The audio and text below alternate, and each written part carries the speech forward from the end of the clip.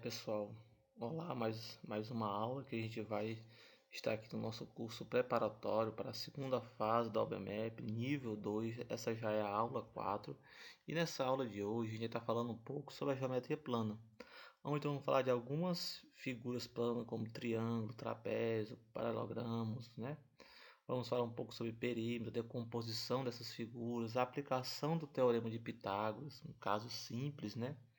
E razões trigonométricas. Vamos falar um pouco sobre isso.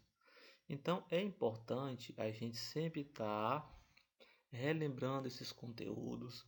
Pega o seu livro de matemática do oitavo, do nono ano, rever esse conteúdo para você fixar, porque aqui a gente vai fazer apenas o que? Alguns apontamentos daquilo que é mais cobrado, alguns apontamentos do que você precisa estudar, mas não é viável explicar tudo, demoraria muito tempo. Então, peço que você estude, pegue o seu livro de matemática, resolva questões para poder estar aprendendo com o conteúdo e fazer uma boa prova. Geometria plana, né? Vamos falar em área. O que é uma área? A área, pessoal, ela é a medida da superfície de uma figura. Então, por exemplo, quando eu vou saber quantos metros de cerâmica pega em um quarto, eu quero saber a área desse quarto. Então, eu vou ter as medidas desse quarto, se é 3 por 4, se é 4 metros quadrados. Então, eu vou calcular essa área. E para cada figura, eu vou ter o quê? Para cada figura plana, eu vou ter uma fórmula que sempre será fixa para mim descobrir o valor dessa área. Tá bom? Então, a área é o quanto o espaço ocupa, aquilo que ele ocupa. Ou seja, aquilo que pega para me fazer. E ela sempre vai ser expressa em que? Em unidades elevada ao quadrado. Se for metro, é metro ao quadrado. Se for centímetro, será centímetro ao quadrado. Já o volume, ele sempre será dado em unidades ao cubo. Centímetros cúbicos, litros cúbicos, metros cúbicos, tá bom? A área sempre ao quadrado. Então, às vezes tem lá a questão 32 metros quadrados, 32 metros cúbicos. Se eu quero saber de área, a correta será que tiver ao quadrado. Se eu quero saber em volume, que tiver ao cubo. Se tiver só 32 metros, então não será a área. Então eu tenho que saber que essa unidade sempre vai vir expressa, essa unidade de medida em ao quadrado. E aí, pessoal, tenho aqui as principais figuras geométricas e suas fórmulas para calcular a área. Então, eu aconselho que vocês aprendam essas fórmulas, tenham na sua mente, porque na prova, nas Olimpíadas, ele não vai fornecer essa fórmula, você precisa lembrar de cabeça até ela em seu conhecimento. Então, vocês relembrem, e para fazer isso, você fica fazendo cálculos, calculando a área dessas figuras. Essas são as mais cobradas, as mais utilizadas nas Olimpíadas. Ah, mas só existe essa? Não, existe outras, mas as mais cobradas é essa. Então, quadrado, a área, é L ao quadrado, esse L ao lado. O retângulo vai ser a base vezes a altura. O triângulo vai ser a base vezes a altura dividido por 2. O paralelogramo vai ser a base vezes a altura. O trapézio vai ser a base maior mais a base menor vezes a altura dividido por 2. O losango será a diagonal maior vezes a diagonal menor dividido por 2. O círculo é π, que vale 3,14 vezes o raio ao quadrado. Então, o conselho que eu dou para vocês mais uma vez, aprendam essas fórmulas. Ela será de suma importância para vocês na hora de fazer as Olimpíadas, mas não só as Olimpíadas, mas também outras avaliações externas que vocês vão estar passando no decorrer da sua vida estudantil. Perímetro e composição. Então, o que é o perímetro, pessoal? O perímetro é a soma dos lados da figura. É como se eu fosse saber o contorno. Eu tivesse medido o contorno daquela figura. Então, no caso da área, a área vai ser o quê? A área vai ser o espaço que aquela figura ocupa. E o perímetro vai ser o quê? O contorno daquela figura, tá bom? E a decomposição, eu vou dividir as figuras, pessoal, compostas em retângulos, em triângulos ou trapézios para calcular áreas separadas e somar. É muito comum, pessoal, nas Olimpíadas e outras provas externas, eu ter um terreno, por exemplo, vamos lá, ter um terreno que uma parte dele é retangular e a outra parte é triangular e eu quero saber a área total. E como é que eu faço isso? Primeiro eu calculo a área do triângulo, depois a área do retângulo e somo as duas. Ou se for o perímetro, primeiro eu calculo o perímetro de uma e o perímetro da outra, depois eu vou estar somando, tá bom? Então é assim que a gente faz. Faço separadamente, depois somo tudo. E para o perímetro também eu vou ter as minhas fórmulas específicas para cada figura plana, tá bom? Então, estudem, lembre os valores para você estar utilizando. Então, eu vou ter aí, pessoal, um exemplo, né? Imagine uma figura em formato de L, feita por dois retângulos unidos, né? Ou seja, eu tenho vamos supor, fosse um terreno, né? E eu tenho um formato de L, mas dois retângulos unidos. Então, eu tenho um retângulo que é 6 centímetros de base vezes 4 centímetros de altura e tem um outro menor que é 2 centímetros de base vezes 6 centímetros de altura. Ah, mas como é que eu calculo isso? Eu vou calcular cada uma de uma vez e depois ao final eu somo os dois. Então eu vou calcular essas áreas separadas, né? Então a área 1 vai ser 6 vezes 4, que é 24. A área 2 será 3 vezes 6, que é 18. Por fim, o que eu vou estar fazendo? Eu vou estar somando as áreas. A área 1 mais a área 2. Qual foi a área 1? 24. Qual foi a área 2? 18. Fazendo a soma, 42. 42 centímetros ao quadrado, tá bom? Porque a área sempre é dado ao quadrado. Teorema de Pitágoras. E o que é o Teorema de Pitágoras, pessoal? O Teorema de Pitágoras relaciona o quê? Os lados de um triângulo retângulo. E o que é um triângulo retângulo? É o que possui um ângulo de 90 graus. E você pergunta, mas como é que eu utilizo isso? Isso é aplicado em quê, pessoal?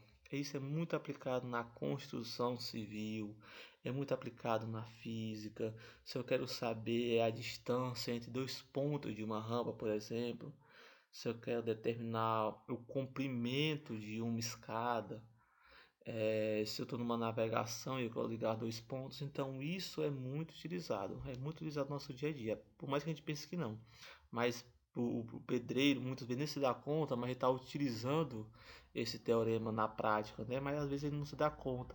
Mas o engenheiro, quando estava desenhando aquela escada, aquela rampa, ele utilizou o teorema de Pitágoras. E como é que ele é aplicado? Ora, eu vou ter a hipotenusa, que eu vou representar por C, onde será o lado oposto ao ângulo reto. E ele vai ser o que? O lado maior. E vou ter os catetos, que vai ser o cateto A e o cateto B. E esses dois catetos é que formam o ângulo reto. Então, o lado maior será a minha hipotenusa e os meus catetos vão formar o meu ângulo reto. A minha hipotenusa vai ser sempre o meu lado maior. Então, pessoal, como que seria? Seria o que? Essa fórmula seria a minha hipotenusa ao quadrado é igual ao cateto 1 ao quadrado mais o cateto 2 ao quadrado. Representando, seria C ao quadrado mais A ao quadrado mais B ao quadrado. Guarde essa fórmula na cabeça. As Olimpíadas ama pedir questões que falem teorema de Pitágoras.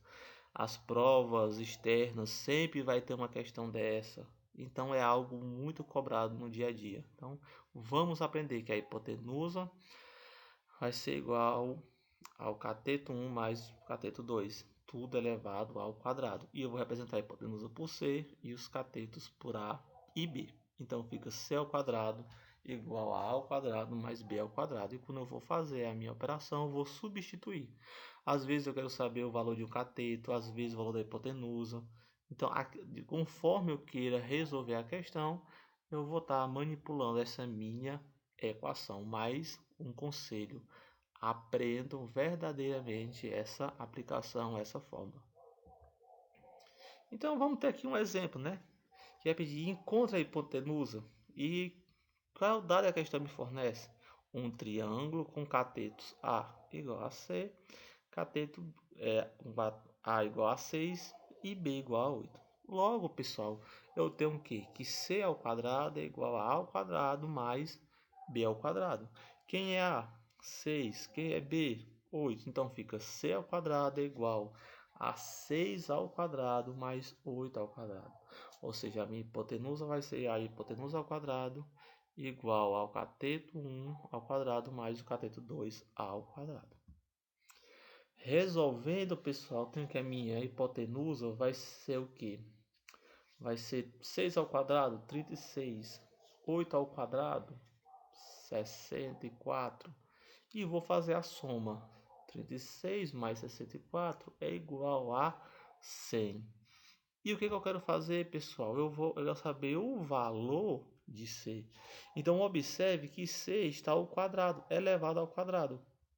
E essa potência ao quadrado, ela vai passar para o outro lado da minha equação, o inverso. O inverso de potência é raiz. Então, se é uma potência ao quadrado, ela passa como raiz quadrada.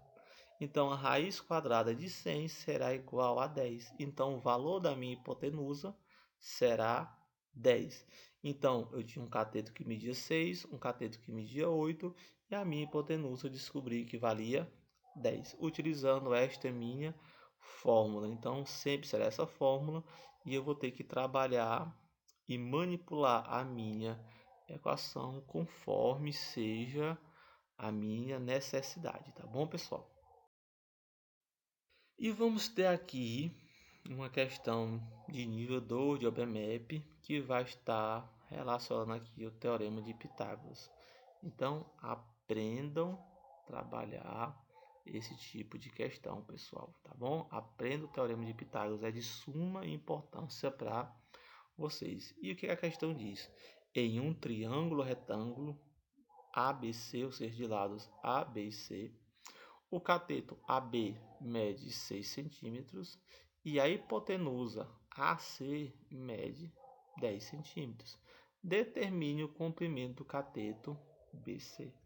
Então aqui observe que ele dá um triângulo retângulo, né, que tem um lado que vale 90 graus, que ele chama os lados de ABC. Então, isso daqui, esse lado ABC, é só para ser um complicador. Eu tenho que observar mesmo é o que ele me fornece. Ele me fornece o valor de um cateto e de uma hipotenusa.